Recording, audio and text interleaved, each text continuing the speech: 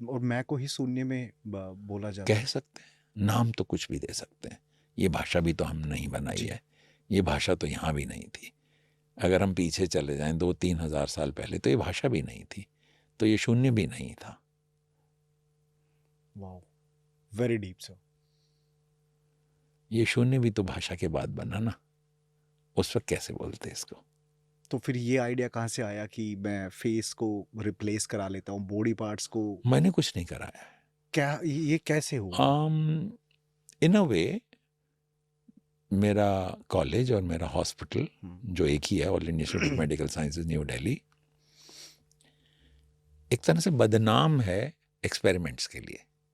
अच्छा, कैसे? कि वहाँ मरीजों पे एक्सपेरिमेंट्स करते रहते हैं। और ये सच भी है, क्योंकि हम जैसे स्टूडेंट्स को पढ़ाने के लिए जो 12वीं पास करके वहाँ पहुँच जाते हैं, हमारे टीचर्स को बताना होता है कि ये देखो ये सही हुआ, ये गलत हुआ। अनेकों गलतियां जो और डॉक्टर्स कर चुके होते हैं या हो जाती हैं कभी कभार, उनके चलते हमें खास पढ़ाया जाता है कि देखो ये मत कर देना, ये गलत होता है। गलतियां ना करना भी सही सीखने का एक तरीका है। और दुनिया भर के हुए गलत इलाज के मरीज वहाँ आते हैं आखिरकार ठीक होने के लिए। कैसे मरीज आते हैं, कैसे ट्रीटमेंट होते हैं? वो एक रिसर्च इंस्टीट्यूट है, और अगर पूरे विश्व का ना कहूँ तो एशिया का तो डेफिनेटली सबसे बड़ा मेडिकल रिसर्च सेंटर है वो।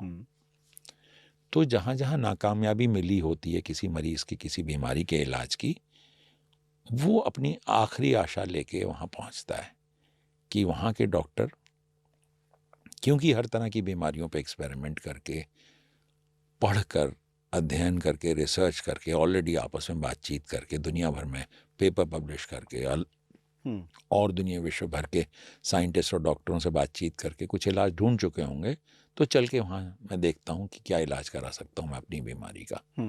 और इसके चलते वहाँ पे बहुत ज़्यादा रिसर्च ओरिएंटेड चीफ्स हैं हर अलग अलग विभागों के, जो एक टीम की तरह काम करते हैं।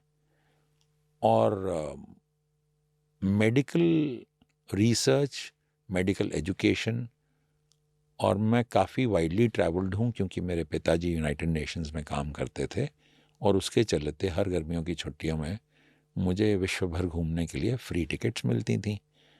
और उन छुट्टियों में क्योंकि पिताजी बिजी थे, मिलती तो थी उनसे मिलने के लिए, पर मैं जितना चाहता घूम सकता था, और मैं दुनिया भर में घूमता था उन दिनों में जब मैं एक मेडिकल स्टूडेंट था।